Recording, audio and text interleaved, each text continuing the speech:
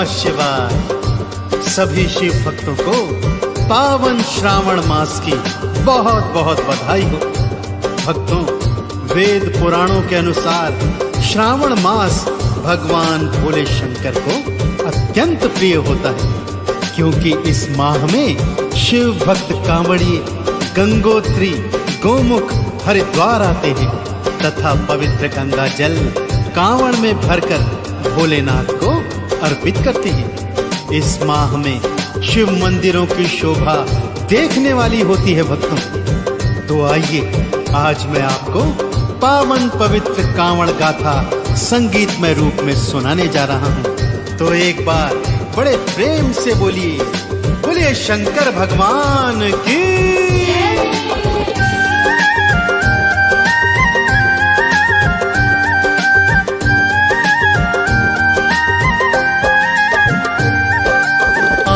भक्तों, शिव के गाथा सुनाओ। आओ भक्तों, शिव के गाथा सुनाओ। सावन में क्यों कांवड़ लाते, सावन में क्यों कांवड़ लाते, भक्तों तुम्हें बताऊं। आओ भक्तों, शिव की गाथा सुनाओ। आओ भक्तों, शिव की गाथा सुनाओ।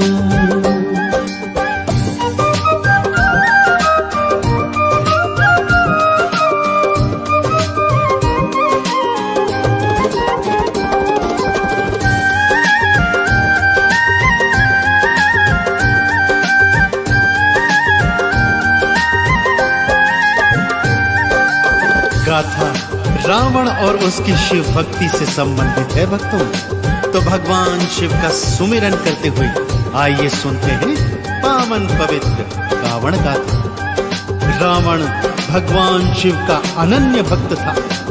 उसके मन में परम इच्छा थी कि वो भगवान शिव को सदा सदा के लिए लंका में ले जाए। इस हेतु उसने भगवान शिव की घनघोर तपस्या की और यहाँ तक कि उसने एक एक कर अपने 9 शीश भगवान के चरणों में समर्पित कर दिए थे। इस पर भगवान शिव प्रकट हुए और रावण ने उन्हें वरदान स्वरूप सदा सदा के लिए लंका में बसने का अनुरोध किया और प्रभु ने ये स्वीकार भी कर लिया। आगे क्या होता है आइए सुनते हैं। बोला रावण शंभु स्वामी, आप दानियों के दानी, मेरी भक्ति को मान दीजिए, भोले ये वरदान दीजिए। मेरे संग लंका को चलिए और सदा को वहाँ पे रहिए। जीवन भर दर्शन करूँगा, कृपा से झोली में भरूँगा। शिव जी फिर वरदान दीने हो, शिव जी फिर वरदान दीने, तुमरे संग में जाऊं।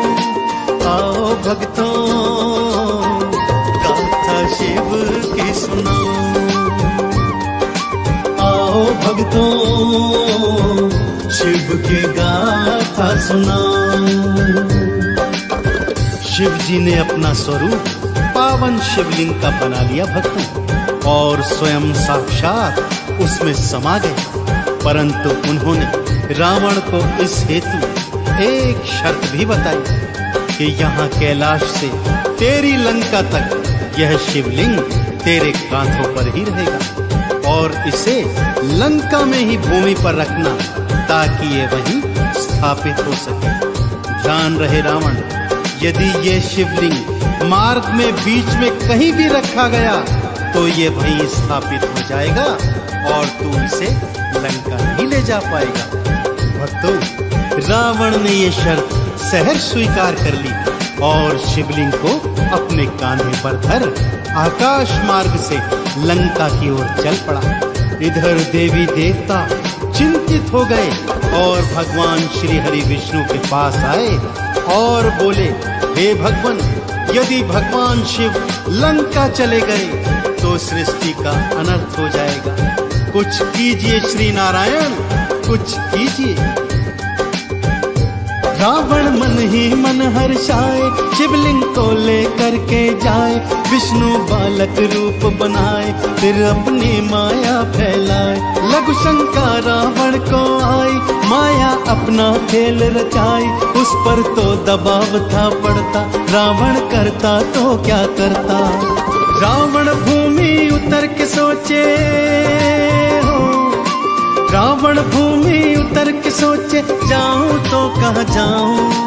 आओ भक्तों गाथा शिव की सुनाऊं, आओ भक्तों शिव की गाथा सुनाऊं। शिवलिंग कांधे पर उठाए, रावण लघु शंका के दबाव से भारी परेशानी झेल रहा था। भक्त सोच रहा था, जाऊं तो जाऊं कहां, करूं तो करूं क्या। कि तभी बालक बने श्री हरि विष्णु उनके सम्मुख आ गए। रावण ने बालक का नाम पूछा तो उन्होंने अपना नाम बैजू बताया। रावण ने बालक से आग्रह किया कि वो थोड़ी देर के लिए ये शिवलिंग अपने हाथों में धारण कर ले। वो लघु शंका से निवृत्त होकर स्नान करके शीघ्र ही वापस आएगा।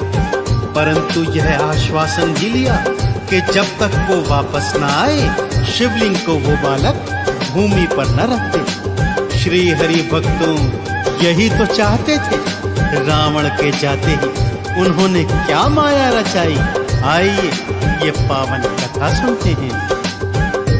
रावण लघु शंका को जाए, बालक को शिवलिंग पकड़ाए। निवृत्त होकर के मैं आऊं, शिवलिंग को वापस ले जाऊं। विष्णु हरि ने खेल रचाया, शिवलिंग को भूमि धरवाया। शिवलिंग वही स्थापित कीना, खुद को अंतर ध्यान थकीना। रावण भूमि शिवलिंग देखा, रावण भूमि शिवलिंग देखा, सोचा मैं मर जाऊं। आओ भक्तों शिव की गाथा सुनाऊं, आओ भक्तों शिव की गाथा सुनाऊं। रावण जब लघु शंका से निवृत्त होकर स्नान करके वापस आता है तो क्या देखता है कि वो बालक अंतर्धान हो चुका है और शिवलिंग भूमि पर स्थापित हो गया है। उसके प्राण उसके कंठ में आ गए। भक्तों विक्षिप्तों की तरह शिवलिंग को उठाने का प्रयास कर रहा है, परंतु भगवान शिव की शर्त अनुसार शिवलिंग वहीं स्थापित हो चुका था। भक्तों उसके मन में एक उपाय आया। वो कांवड़ में जल भर भर कर लाता और शिव जी को स्नान कराता। स्नान कराते कराते भगवान शिव के स्तोत्र, आरती, चालीसा और मंत्र का जाप करता रहता। सोचता भगवान शिव एक बार फिर प्रसन्न हो जाएंगे और उसके संग लंका को चले जाएंगे। परंतु शिव की लीला तो भगवान शिव ही जाने। भगवान शिव ने दर्शन दिए और रावण को समझाया कि हे रावण, अब ये शिवलिंग कहीं नहीं जाएगा, यहीं स्थापित हो जाएगा।